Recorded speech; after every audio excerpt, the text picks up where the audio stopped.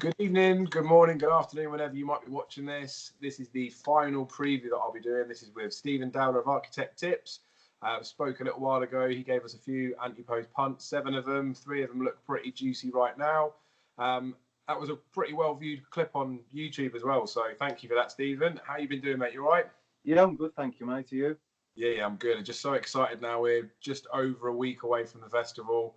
It's nice to talk to people like you, knowledgeable people when it comes to these sort of things, because I'm quite one-dimensional the way that I look at it. You just keep going over and over the same stuff, didn't you? So getting someone else's opinion, especially someone like you that knows what he's talking about, is invaluable. So thank you for letting me record this and then letting everyone else see what we talk about. I'm going to try and say as little as possible, but I can't help myself. I just like to waffle. So to stop that happening, we'll get straight off. We're going to go through all the 28 races. Try and keep it concise, but if whatever you've got to say, you get it out. Don't feel like we're in a rush or anything like that. I'm the one that just needs to button it. So, Supreme Novices Hurdle, where's your head at, mate? There's a couple that stand out for me. Firstly, it's Captain Guinness. Could be a dark horse. He won nicely on his hurdles debut. I know Black Belt fell at the last, but he would have gone close to that horse anyway. Yeah. He's then touched off by Andy Defray last time. And although that one didn't boost the form next time, it was still a good run for one so inexperienced. I find it interesting that Henry de Bromhead has kept him fresh for the Supreme instead of trying to gain more experience into him beforehand. He's clearly a well-regarded horse, and there's loads more to come, and I think he could go really well. Yeah, that's fair, mate. What's the other one? The other one is Abracadabras. Ooh, I like it. It's good you've mentioned him, to be fair, because most of the talk at the minute's been about Shishkin, Asterion, and Forlonge. So it's good that these two are coming back up. So yeah, Abracadabras, go on, mate. Yeah, I mean, he was one of Ireland's top bumper horses last season. He's won 3 of his 4 starts over hurdles. His only defeat was when behind Envoy Allen in a Grade 1. He was beaten only a length. And in that race, they had Irish champion hurdle second, Arthur Starbuck in third as well. So that's really good form. I mean, Abracadabras beat latest exhibition by 3 lengths the time before that. And that horse went on to win the Grade 2 and the Grade 1 in his next couple of starts. So he was last seen winning a Grade 1 by 8 lengths easily. He made a few mistakes on the way around, and a couple of the opposition ran below form, but still a solid performance. And his 4th in last year's bumper behind Envoy Allen I think it was a good enough effort. I don't have any worries about him getting up the hill. I thought he kept on quite nicely at the same pace. Despite looking the winner for most of the contest. I think the race will really suit him. He's a strong traveller. He normally jumps really nicely, and I'd make him the one to beat. Yeah, and I think it is definitely fair to talk about him again, because like I say, lots of people haven't. Looking at the price that he is now, you can get 6 to 1 with William Hill. I mean, he is going to run here, so you could boost that up to probably 13 to 2. You get loads of free offers as well when it comes to Cheltenham. You get money back with Sky. You get 2nd, 3rd, 4th with Paddy Power. Thing is, he's got Cheltenham Festival form, not just Cheltenham form. So you're looking at Shishkin, Asterion, and Forlonge. Neither of them have been round there. Yeah. And I knocked him quite a bit for the bumper run because I thought he looked a bit green. His action looked like it wouldn't suit going up the hill. But when I've watched it back a few more times, I think he just got racing with Envoy Land a bit too soon. Yeah, and maybe if they could hold on to him for a bit longer, it could suit. They have said that the ground could be a thing with him, but the fact that it's drying up now as well, you could see him getting well supported. So yeah, I reckon the pair of them, Abracadabras definitely deserves the shout. And Captain Guinness as well, in fairness to him, because he's got reasonable form. And of the ones at bigger prices, he looks the most solid, doesn't he? Yeah, I think so, yeah. Right, well, we're off to a very good start there, mate, because although I'm not on the 2 that you said, can definitely see lines in with them. So the Arkle, you can only mention a couple of horses in here, surely. Yeah. I mean, I did think Bafone would go well, but after I think he bled last time, was it? Yeah. There's too many question marks with him now, so scratch that one away. Yeah. To be honest, I do like a couple at a bigger price, and the first one is Brewing Up a Storm, being one of those. My only concern is we haven't seen him since November, but he's won both chase starts before and nicely. He's a good 4th in the Ballymore here last year over a trip possibly too far. I always thought he'd be a better chase than he was a hurdler anyway. Yeah. I'm pretty sure we haven't seen the best of him yet. And my other one, this one's a little bit of a bigger price. He's Dan Scale Train Marie Banra. Yeah. I can't believe she's such a big prize, to be honest. I mean, she's won the last 6 in a row. She's 4 out of 4 over fences, and she's done absolutely nothing wrong. I mean, this is definitely going to be her stiffest task today, but because she's going into Grade 1 company, but she's such a fluent jumper. And Harry Skelton will ride her with plenty of confidence towards the front. As I say, her jumping's a real good asset. If she handles the track, I can see her running a huge race. Yeah. Especially with a mare's allowance as well. That's it, yeah. I do think in agreement, same as when you mentioned with Captain Guinness at the bigger prices, I do think Marie Banner is the one. But you can see I would imagine that she'll definitely be third or fourth. Maybe she might even get herself to squeeze up the second. I don't think she's probably good enough to win it, but wide enough open arc really, given the fact that Notebook could mess about before the start. Like you've touched on, the big break for Brewing Up a Storm. I like Brewing Up a Storm quite a lot, and he's ex-winning pointer. I think the trip's perfect for him. The layoff is definitely a concern though, whereas you haven't got any of that with the Skelton horse. The only thing was there the last day she ran on really slow ground. It looked like it took quite a bit out of her, but should have had enough time to recover from that. But yeah, again, it's one of those that looking at the prices, once you start getting into the sort of middle field, there's about 4 or 5 around about 16 to 1, and there's a couple of them you couldn't have at all around there. So like it. It's gone well so far. Do you want to do the handicaps as well? Yeah, sure. That's good. So the Ultima Handicap Chase. This is, well, it has been in the previous years, a bit of a pointer for some national horses. So I was thinking that Le Brule might end up coming here because Jamie Codd won't be up and available for the Kim Muir. But it's one of these sort of races where I'll have a small bit of an opinion in it. But this is where you're going to come into your own. You're going to give us the winner, surely. Hopefully. I really like Atois Phil. Oh, yes. Yeah. I thought it was a really eye-catching run last time behind Native River. I mean, he was right upsides Mike Boyd at the line. He's got Cheltenham Festival form. I think he was 5th in one of the big handicaps last Cheltenham Festival. I think he's a couple of pounds lower as well for the Ultima. I think that one's got a pretty good each-way chance, to be honest. Yeah, he's 25 to 1 poke at the minute, and you can already get 5 places, a fifth of the odds with William Hill. But again, this will be another one of the races where the bookies will be giving you 7, 8 places on these, won't they? Yeah, definitely. That's a cracking shout. Anyone else or just him? There is another one I'd like to mention. It's Lord Schnitzel, the Irish horse. When I watched it in the Tiestas last time, he was travelling really well. He was definitely going to finish in the top 3, and then he made a really bad mistake at the third last, and it ended all his chance. I would give that one another chance as well. Yeah, definitely. I'm not sure, because with a lot of the handicaps I tend to leave till nearer the time. Ruby Walsh was talking about him the other day as well. I didn't even watch the clip, to be honest. I just saw the names pop up at the bottom. So I don't know where he's ended up or where he might be going, but that's 2 decent price horses in there. I tend to find what happens this time of year as well, because we're a week before the festival. The markets for the sort of the ones towards the head of the market, the value is pretty much gone on them, isn't it? If you Kildesart was 20 to 1 3 or 4 days ago. Discarama was 25 to 1 4 or 5 days ago. Vindication was 16 not so long ago. Whereas you want to look at some of these at bigger prices. So that is a couple of beautiful shouts. And pretty much everyone's non-want-to-know bet now, aren't they? Yeah, that's it, yeah.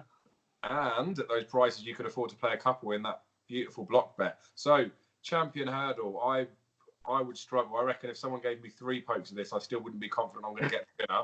Hopefully, you're more confident than I am. I am quite confident, to be honest. Oh, go on. Well, there's a couple that caught my eye. The first one being Darver Star. It's got a really good profile for the race. Usually ones who run well in the Irish Champion Hurdle do well in the English version as well. Yeah. He showed really good progression since last year, where he won off a mark of 104, and then he's run up a sequence of 4 straight wins before running well to finish third behind Envile and in a Grade 1, and then back that up with half a length second in the Irish Champion Hurdle behind Honeysuckle. The stable won the race last year with Espoir Della, and after what happened sadly to him, it would be a pretty fairy tale if this one could put up a really big performance. Yeah. And then my other one, probably many won't agree with me, but I really like Cornerstone Lad for this. Oh yeah. See, he's one that, because I've ended up backing a few. I keep looking at the exchange market as in the last few weeks particularly. Just put a few quid here and there for some of these horses at bigger prices to get something on. And I'm glad you've mentioned Cornerstone Lad because I think he looks overpriced. Yeah, I mean, he shouldn't be anywhere pricey is compared to like Penland Hills. I mean, I know he beat Bouvard in the fighting fifth, who suffered that really bad injury, but it's still a good effort to win the race. Yeah. And that race normally works out well for the Champion Hurdle. And then I've gathered this other note as well. Since 2007, I think it's 11 horses that have either placed or won the fighting fifth hurdle have gone on to place or win the Champion Hurdle. I think it was Sublimity was twice runner-up in the race, won a Champion Hurdle. Peddler's Cross won in 2010, then was second in the Champion Hurdle. Binocular placed in the race, he won a Champion Hurdle. The same with My 10 Till Yours and Countrywide Flame, who won the race in 2012 and 2013. Yeah. They both placed in Champion Hurdles. And then the same with Arctic Fire and Wicklow Brave. That's a really good guide and the chance of Cornerstone Lad. I know he didn't win at Haydock last time, but he was still giving plenty of weight to Penland Hills and Ballyandy. Yeah. Kept on strongly all the way to the line, and we know the ground's probably going to be in his favour as well. So it's not going to be easy trying to make all in the Champion Hurdle, but I think he'll run a good race. Yeah, I have to agree with it. And the horses you mentioned there, Pentland Hills, Ballyandy, he backed it up, didn't he? After the race, the fighting fifth with Bouvard in there, because I sort of thought, oh well, it was maybe a bit of a cheeky ride. To be honest with you, I know Bouvard did pick up the injury, but I wouldn't know as much as what everyone else would know. But I don't feel like it would have affected him that much that he'd only just get beaten a battle. I know obviously it was a splinter in his foot, all those sort of things can't have been comfortable for him, but I don't know. I felt at the time that maybe it did cost him a lot, but then looking back, I don't think it did. I think lots of people have talked about bigger price horses. I talked about Super Sunday a while ago, 33s. Again, the value's gone on him. With the market starting to settle down a bit. Cornerstone Lad, it's only going to take a couple of people to mention him, and his price is going to get smashed up. I agree with you. I reckon he's got a real decent price. I still think he's too big a price. It'd be difficult for him to go and win it, but given what he said he's done in the fighting fifth and how well he ran at Haydock, he wouldn't be a complete and utter shock winner, would he? No, definitely not. Yeah, I won't. I'll say less about Darva Star. Just leave it as that. Mares Hurdle. So we don't know what Honeysuckle's going to do for definite. I mean, I would prefer to see the clash of her and Benny Deju in the mares. Although I really do think Honeysuckle could have a chance in the Champion Hurdle. Although she's better at 2 mile 4, so it's probably better for her to run in the mares now. She's only a young mare, and she's got time to go and win Champion Hurdles after. So let's hope that Benny Deju and Honeysuckle do battle. It's surely only between them two. Yeah, I completely agree. I mean, they're in a different league compared to the rest of the field, aren't they? Yeah. Who wins it then? I think Benny will win the race. Good. Because the thing is, Honeysuckle she is special, all those bits and pieces, the right trick for all that sort of stuff. But Benny Deju is just another level as far as I'm concerned. And I know it's difficult considering the price, all that sort of stuff, but we don't have to bet on all 28 races at the festival. The balmy thing was, after she fell last year, it wasn't like straight after. So I backed her after Aintree. She was still 5-1 for the mares. And it's just like, obviously it's easy to say it in hindsight now, but I don't know, she could have gone Stayers. People are talking about she could have gone Champion Hurdle, but we know what William Mullins likes to do with his mares. He likes to go and win the mares hurdle, doesn't he? So yeah, she looks stonking. It'll be a cracking race between the two of them. If anything does happen to Benny, Honeysuckle's there to pick up the pieces, but Benny should beat her, shouldn't she? Yeah, I mean, she's proven at the course as well, unlike Honeysuckle who's yet to face Cheltenham. So that's it. And I reckon connections have got to be like seriously umming and ahhing about a Champion Hurdle bid just because of how much everyone talks it down. But the reality is, I mean, I could be proven wrong, but it might look like it's a substandard Champion Hurdle, but the result won't sort of reflect that. I don't think we'll see a really good winner in the Champion Hurdle. You don't just win it by chance, do you? And Honeysuckle's young enough; she's got time to go elsewhere. So beautiful. Benny Deju's going to pay for Cheltenham week, hopefully for me. Fingers crossed. The Northern Trust Novices Handicap Chase, formerly the Close Brother. This is another one. I won't keep saying it for all the days, but just to reiterate, there's a few that are well found now, again with the preview nights going out and about all those bits and pieces. But I'm trusting you have found something at a bit of a price for us. I would like to think so. There's a few that stand out for me. I mean, it's pretty hard race, but Yeah. Sensualana, I see she's entered in the race. She's a consistent mare. She won over course and distance over hurdles. She's already shown good form over fences. Won 2 of the 3 starts, with the latest of those being in a listed event. She ran really well behind Magical Light last time in a warm up for the festival over hurdles. Opening handicap chase marker 138 looks fairly lenient, to be honest, and her profile for the race gives her a fair chance in this. And then another one's Annie MC. Yes. A really progressive mare as well. She's unbeaten over fences. She beat the Useful if you say run last time, giving that one plenty of weight. Yeah. John Joe Neal's got a really good record in these handicaps as well. I think that one could progress further and be competitive. Was there a third one, or is it just them 2? You reckon? There was a third one actually. Go on, yeah. The thing is, again, because the beautiful thing with Cheltenham is there's these big prices. I know lots of people won't want to necessarily back just like a couple of horses in a race, but you can definitely get away with it. And things like a day like Tuesday, you've got the Ultima handicap, you've got this big handicap.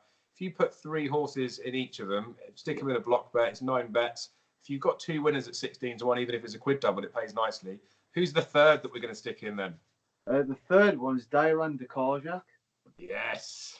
That one was going really well in the Great Wood Hurdle back in 2018 before falling. Yeah. He's developed into a really useful sort over fences. He's won twice over fences, and he's placed 3rd in a couple of Grade 2 events. The last couple of starts behind Champ, and again when Champ fell at Cheltenham, wasn't beaten that far each time.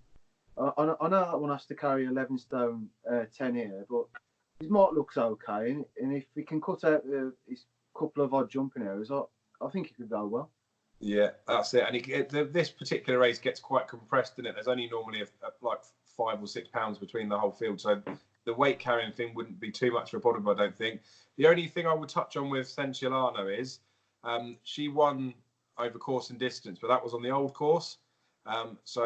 She's I think she's officially rated 100 and she's near the bottom, 137 or 138. So there is a chance she might not get in this and she might go for the stable plate. But I agree with you, she's definitely worth a watch wherever she goes. And again, non-run no bet now in it, but even if you wait until the day, we're going to get 7 or 8 places. I like it. So the National Hunt Chase, the last race on the Tuesday. Do you know what? I don't know what you're going to say about this particular race, but I'm struggling to find a single person that's in agreement with me. So don't feel like you've got to be nice to me. You say what you like, but then if you've not mentioned him, I'll question you on him after. Who do you think wins the National Hunt Chase? Well, to be honest, I originally fancied Champagne Classic for this before he got ruled out, but the door is left completely open for Carefully Selected to absolutely hack up in this now. Yes. I mean, he's got the best form out the whole field by a mile. Patrick Mullins, he's got a good record in the race. Is he going to be on board? He'll That's be on board. Yeah, they've had it mapped out. Patrick's had the entry book out because the only entry he had at Cheltenham was this race. They didn't even go for the RSA. Yeah. He's an out-and-out stayer with a touch of class. It's really hard to go against Carefully Selected. I mean, if there's a couple that probably stand out at bigger prices that could run well, one of them would be Glamorgan Duke. That one's improving with each run and beat some good horses last time, including Any Second there who won at the festival last year. This trip could unlock further improvement, but it is a big step up in distance. And then there's Ravenhill as well. I think Jamie Codd's going to ride him. I think he's going to ride him in the Kim Muir, I think. Oh, is it the Kim Muir? Yeah, but that is Jamie Codd has texted the Tizzards because he wanted to rise top ahead. They're saying that that's probably going to go RSA now. So I don't think they would necessarily switch Ravenhill, but it wouldn't be the most unlikely thing because he does seem to stay. Yeah. To be honest, Carefully Selected. I'll be very disappointed if he doesn't win this by a good few lengths. So that Glamorgan Duke that you mentioned as well, because he was one that I looked at for a bit of a price. He's actually running tomorrow over 2 miles, and I've literally I had no idea what they're even doing. Why? That is so strange. It's balmy thing, but I've looked at it a few times, because I backed Carefully Selected at the start of the season. He was in my 20 to follow. Most of the ones that are in the 20 to follow, I've backed for any race at Cheltenham. So I've got 33s boosted for any race at the Cheltenham Festival. As far as I'm concerned, I'm laughing. I don't mind that he was a bit careful over his fences. People have just been trying to knock it. I don't know what it is, whether they weren't on at a price or they're just trying to take the horse on. But he's never finished outside the first three. He's a 2-time point winner. What do you want people to do? You want a horse like Master Tommy Tucker that apparently jumps better and just keeps falling every time? Or do you want a horse that's never fallen? And the thing, like class-wise, he's miles clear of the rest of the field, isn't he? But I do think people are doing the right thing, probably looking for something at a bigger price, because Copperhead's probably not going to go here. Battle Over Doyen probably isn't going to travel to Cheltenham. Yeah, it's 10 to 1 bar that, and there's 2 places up for grabs. And if something does happen with him, if the unthinkable happens and he did fall, there's got to be some each way value in it. But I'm just struggling to find where it is. But I don't need to. I've got Carefully Selected. He's going to bolt up. Yeah, that's it. Fingers crossed. So we'll move on to Wednesday now, the Ballymore. This is shaping up to be a really nice race. Gordon Elliott was supposed to be at a preview night tonight, the night we're recording this, which is the 2nd of March, but I don't think he turned up, but his second in command from the yard was there. And they're still talking about the fact that they're going to be playing the decision late with Envoy Lamb, whether he goes Supreme or Ballymore, because at one point it looked like we could be getting heavy ground, didn't it? It is dropped up now. So, I mean, I'm pretty confident he's still going to come here.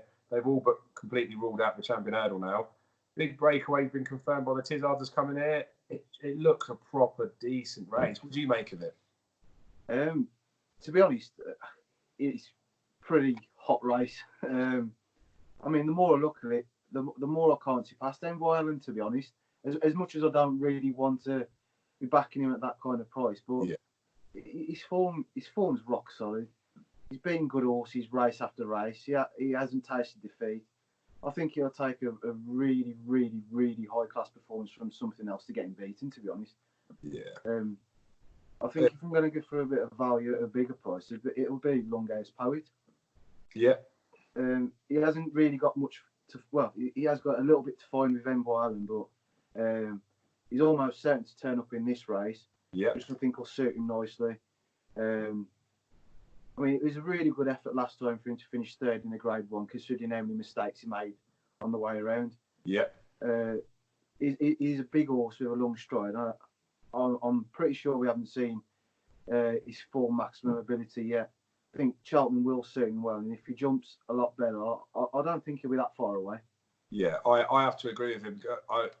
They obviously won the race last year, connections, train, all that sort of stuff, but I always read into the jockey bookings that Martin Brazil does with these sort of novices, because I've backed a few of these when he's had Jamie Coddon or Derek O'Connor, and obviously they're brilliant jockeys, they're brilliant over the jumps, all that sort of stuff, but they're not like, I wouldn't fancy them riding me a Grade 1 hurdle winner. I just don't think they've got that about them. They're bumper riders or they're point-to-point winners, all that sort of stuff. They're not playing them down. They're obviously decent jocks, but if you consider his form, 7 lengths behind Envoy with Derek O'Connor on board, 2.25 lengths behind Latest Exhibition with Jamie Codd on board. If they just get themselves a half-decent jockey booking, which they clearly will, I mean, Mark Walsh will probably be able to ride like he did last year for City Island. Yeah, you're potentially looking at the horse being up to £7 better than his official rating. He's already rated 145. I'm completely with you on that, mate. Big Breakaway, obviously, I think a few people would have bid on him at bigger prices in the season. Sporting John looks like he's quite nice. The Big Getaway for Willie Mullins, but again, they're already really well found in the market, aren't they? I think Longhouse Poet, you can get 25s, you can get the Corals, and they've got non-run and no bet today. Non-run and no bet today. I think he's a bit bigger on the exchanges, but you want to take the non-run and no bet thing just in case anything comes up. But yeah, I reckon that's a proper shout, mate. That's good, mate. We've agreed a little bit too much, haven't we? Yeah, just a bit. Things are going to change in the RSA because this is one of the 7 that you put up. And to be fair, you were bob on with it. Well, we'll still have to see, won't we? Because it's not 100% certain where he's going to go. When you brought it up last time, you said that he was made for 3 miles. That's where he should go. That's where it looks like he's heading. I still saw him as a bit of a JLT horse. I don't mind if he doesn't go there, to be honest, because I've managed to trade out of my position there. But are you still all about Allaho? I'm still with Allaho. To be honest, I do think it's a 3-horse race between Champ, Allaho, and Minella Indo. Do you not like Copperhead in the slightest? That's enough. Yeah. The thing, my slight problem with Copperhead, and it's not well, it is knocking him, but it's not to knock him for what he's been doing since. But he won a handicap chase in December, so only a few months ago, off of like a mark of 130 or 120 something. His hurdle win, which was like 15 months before, was off 104, and he must have had a hard race in the Reynoldstown. He's way too short. So sorry, go on. Yeah, I agree. It's between the three, but Allaho's your one, isn't it? Yeah, I'm going to favour Alho and stick with him. Although, to be honest, the more I've been looking at Minella Indo's form, the more he becomes appealing. I mean, he completed the Cheltenham and Punchestown double last year. He's 2-1 up on Allaho, but I think Allaho will turn out to be the better of the two over fences. But Minella Indo, he's got absolute rock solid form. He's done nothing wrong at all, and I think I don't see him being out of the frame, but Allaho just, I don't know, he just seems to be getting bigger every time I watch him. Like, he's a real big bull of a horse. Yeah. And the way he won last time, I read a comment the other day about Davy Russell, who was riding in that race, and they said he tried everything to get near Allaho, and nothing could live with him at all. Yeah. So I think, to be honest, the 3 miles I think he'll be spot on for Allaho, and I think he'll pull up probably the most resistance to Champ.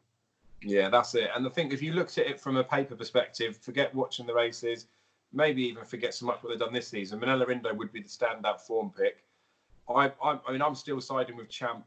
It's heart over head more than anything. Yeah. But it's just set to be a really, really decent race in it. I wouldn't have Copperhead with stolen money, but there will be a few people that are backed him at bigger prices.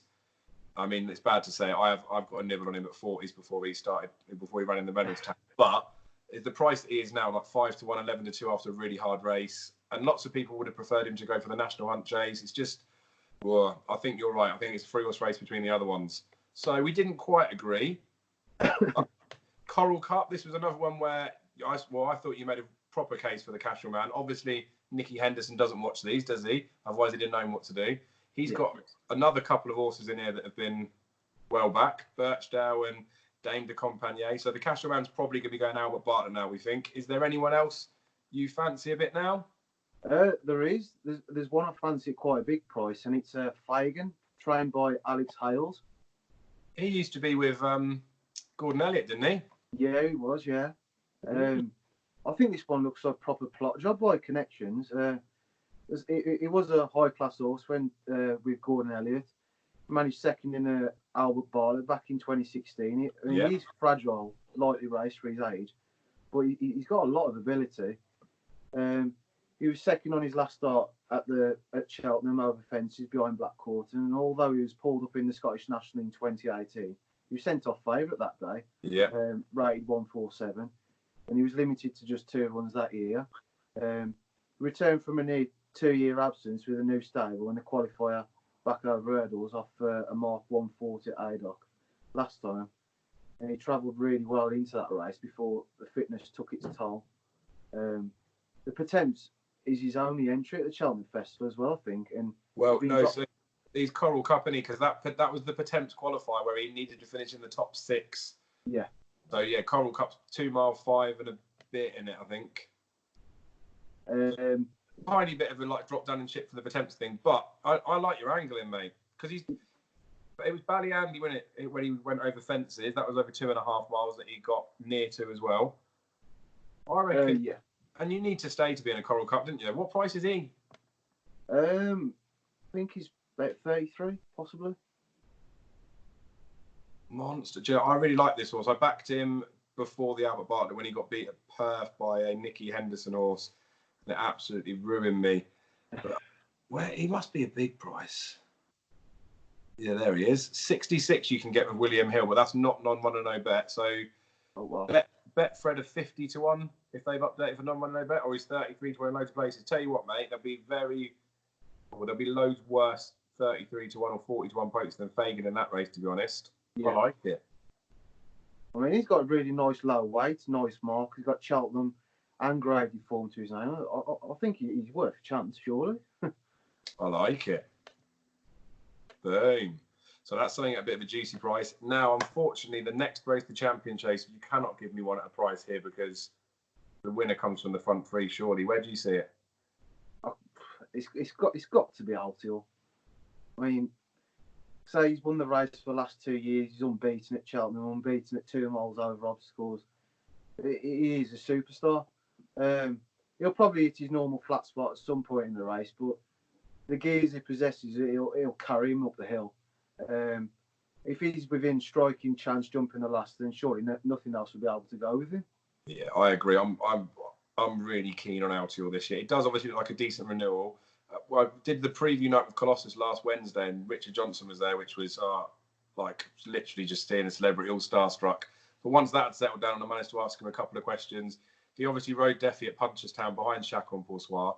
And I said to him, like, how was the feel then? Was he over the top, all those bits and pieces? And he said, well, as far as I was concerned, he was there fully sound. We thought we were there with a massive chance. He said he could not believe that he couldn't get to Chacon Poursoir. He said 2 out. He felt like he was the best horse and he was going to win. But the only thing he did say for Chacon Poursoir is that there have been a few comments from riders, Robbie Powell that rode him, things like that. Lots of hints that he actually wants better ground. So I know he's an ex-French horse with the soft stuff. So there'll be things to bear in mind. But he did also remind me that when Deffy de Sceaux had his, the year after he won the Triumph, he had that the year after being a juvenile, there was a sickness bug going around Hobbs, and he said he got it the worst of all the horses that are in there. So yeah, he obviously loves Deffy with him in here, but he does still think that Altior's the one to beat, I think. Although I'm putting words in his mouth, who cares? Altior wins it, we agree on that. Definitely. Cross-country trace, do we need to talk too much about this one? There is one I'd like to mention away from Tiger Roll, and it's Pleasant Company. Oh, go on. Yeah, I know he's a 12-year-old, but he's not got many miles on the clock. He's lightly raced. We can't forget that he was closing rapidly on Tiger Roll when Tiger Roll won his first Grand National, so we know he's going to stay every yard of the trip. I mean, if he enjoys his experience around the cross country, then surely he's going to give us a really good run for our money. To be honest with you, even just going back to that Grand National run, there was a few pounds, 5, 3. There was a few pounds between the two of them, weren't there? And like you say, it was a head that was the difference, wasn't it? Yeah. I know he's been well out of sorts since. I haven't even looked at him, to be honest with you, in that. But it looks like it's Tiger Roll and maybe Easy Sland as the sort of matchup. But it's anyone's place for a third, isn't it? Yeah, that's it, yeah. Oh, he's a massive. He's 135 to 1 on the exchanges, which means maybe there's the hint that he won't come. But yeah, he could be a monster price, couldn't he? Yeah. Good mention anyway, regardless of whether he runs or whether he wins. That's a definite shout. I don't think many people would have even remembered. Well, they would have remembered the Grand National form, but when looking at this race, I haven't heard that mentioned up to now. Nice. The former Fred Winter, the Boodles, the juvenile handicap hurdle. My one quick line on this, and then I'll shut up about it, is that every year I end up having a strong opinion against a horse, and the horse I'm against always wins it. So when I do my write-ups, whichever horse I'm slagging off, that's the one that's going to win it. But outside that, what do you fancy? I find this one a really tricky race, but I've narrowed it down to 4 I'd give a quick mention to. Yeah. The first one's Rockerden. He's a good horse back on his home soil. He lost nothing in defeat when behind Sir Psycho last time out when making his UK debut. Yeah. I think he'll improve from that. And if he meets Psycho again here, I think he'll be better off at the weights as well. So that one could go well. And then the next one is the Alan King trained Blacko. I think this one's a nice horse. He's won both starts impressively, especially last time where he raced really keenly, but he still managed to get the job done. Yeah. He's a slick jumper, travels well, and he ticks a lot of boxes for this race. Night Edition, that one's improved with each run. He ran a good race to be second in a Grade 2 at this track behind Galahad Quest. Galahad Quest, yeah. And then he won at Ludlow last time when Tom Scudamore rode him a bit too confidently. Yeah. That could be one to follow for next year. I don't think he's without a chance if he turns up in this race. And then This one's Gordon Elliott, Saint Duro. Yeah. That one got off the mark at the 4th time of asking last time, and even though that one needs improvement, it does look like the type who'll kick on now. He's got his head in front, so. Yeah, maybe the penny's dropped with him. I tell you what, of those, because Blacko's been mentioned a couple of times, but I do think it, especially in these sorts of races, they're the sort of ones that you need to maybe pay attention to when a few people are thinking the same sort of stuff. Saint Duro was a horse that I liked at the start, and do you know what? After he got beat the first time, I just washed my hands of him. I was a bit harsh, but I have watched his win back after, and he does look like he's turned a bit of a corner. Rockaden's one that I haven't looked back at, and to be honest with you, that Haydock run, that was with Sasaiko, wasn't it? They were off levels. I think it was 11 and a half stone-ish they both carried, probably 11 stone 6. And he gets £12 off of Sasaiko now. I know, I can't believe it. and obviously, given that rating, he's mid 130s, it's 135, so he'll be carrying under 10 stone, you think. I know it depends who lines up because, well, Solo's not going to come here. That's going to move all the weights about. But he's a big price, isn't he? Yeah. I mean, his form's pretty strong as well, to be honest. I like it. What's the biggest price we can get on that then? Because, of course, like we say, non-one and no bet, all those bits and pieces. But they're the sort of, everyone talks about, didn't they? The ex-French recruits, when they go to these yards, they're really good as juveniles. This is full-blown French, and it's still trained by the French guy. Yeah. What price can we get? Just having a quick skim through Odds Checker. So this is, again, the indication with the exchanges is only what's on Odds Checker, but he's 38s on the exchanges, and you can get 33s top price with William Hill. So that would suggest he probably is going to come here. But you do get 25 to 1 non-one and no bet with Bet365, and that's best odds guaranteed. So that's my first tenner of the evening. Gone on that. Well done, Stephen. Lovely. Right, champion bumper. Obviously, Eric Bloodaxe was found to be lame. That was one you put up the last time, which I still think was the right shout. I know in hindsight we could have said appreciate it, given the fact that he's now a short price favourite. As far as I'm concerned, appreciate it's going to hack up. And then Patrick Mullins will have 2 winners by the end of day 2. He could be on the champion jockey. He could. He really could. What do you think in this now, mate? I know it's obviously a bit gutting because Eric Bloodaxe, even if he hadn't have won it, it would have been nice to see him run at least, wouldn't it?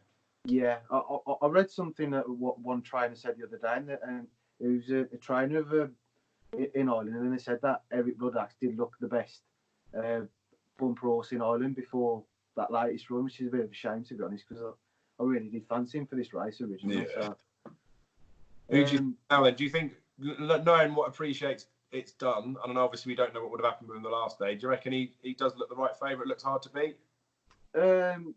Yeah, I'd say he's the right favourite, but I don't think he should be that short still. To be honest. I'm kind of biased with him a little bit. I haven't backed him for loads of money or at like real big prices, but yeah, I've got enough that it'll be an okay result in the champion bumper. I don't know. I'm probably being biased. I think he should be like a 6 to 4 poke, which is pretty much where he is. But all you can imagine is he's just going to drift on the day. You can't imagine a bumper horse going off this short. Envoy Land drifted out to 5s last year, didn't he? Yeah. Before he got back in. So there's got to be some value out there somewhere. Anything that really takes your fancy, or not so sure? There is a couple of bigger prices, and it's Willie Mullins' other couple of runners, Energemini and 5 Bar Brian. Yeah, and Ergamine. So he was one I quite liked as well, and he was fancied for the champion bumper last year. So if he runs, he'll be interesting. So he's 32 on the exchanges, and he's 33 to 1 top price with William Hill. So again, indication looks like he'll probably run. 5 Bar Brian's 50s on the exchanges, 33. But Willie Mullins is happy to put a few in here, isn't he? Yeah, he seems happy to put a few in here. To be honest, he should win this race with one of them. Yeah, we'd hope so, wouldn't we? Yeah. I do want to give a quick mention to, I think, Fire Attack, Joseph O'Brien. Mm-hmm. I think this is his only runner in the race. I might be wrong, but I'm not 100% sure if he's going to come. I know the last thing that I heard was that he was probably going to be running. There was something in a stable tour, and I can't remember which way he went, but he's another one on the exchanges. He's 125s, I think, now. So, and Betfair, who are his stable sponsor, they're top price 33. So I reckon there might be a chance he doesn't go. Yeah. So yeah, those two Willie Mullins one, and Ergamine 5 by Brian, you can get 33s or 25s, non-one and no bet the pair. Could be worth a little poke, couldn't they? Again, it's those things, those little block bets you can end up putting small stakes on, can't you? Yeah, that's it. Big prices, like it. So that's Wednesday completed. 40 minutes in. I mean, time flies, doesn't it? It sure does.